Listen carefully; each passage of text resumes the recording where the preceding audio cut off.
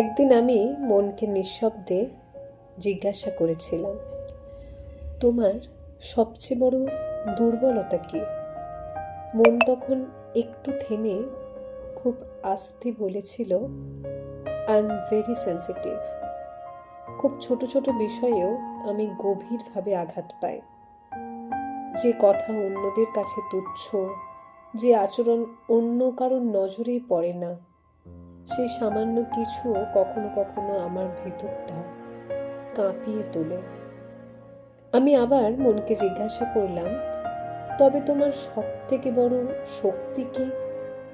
মন হেসে বলল, আমার শক্তিও সেই সেন্সিটিভিটি, যে ছোট্ট ছোট্ট বিষয় আমাকে আঘাত দেয়, সেই ছোট্ট ছোট্ট বিষয়ই আবার আমাকে অনেকটা আনন্দও দেয়। পাতার নরম শব্দ, কারোর আন্তরিক একটা হাসি, হাতে পাওয়া কোনো ছোট্ট শুভেচ্ছা বার্তা, হঠাৎ মনে পড়া কোনো পুরনো গান, এসব রোজকার সাধারণ মুহূর্তে আমি অপার সুখ খুঁজে পাই। মন আরও বলল, যে অনুভব করতে জানে সে আঘাতও পাবে, আবার আনন্দও পাবে, কিন্তু সেই অনুভব করার ক্ষমতায় তাকে মানুষ হিসেবে পূর্ণ করে তোলে।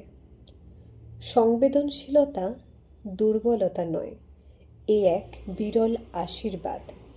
কারণ যে মন ভেঙে যায়, সে মন আবারও বিন্দু বিন্দু সুখেও আলো খুঁজে পায়।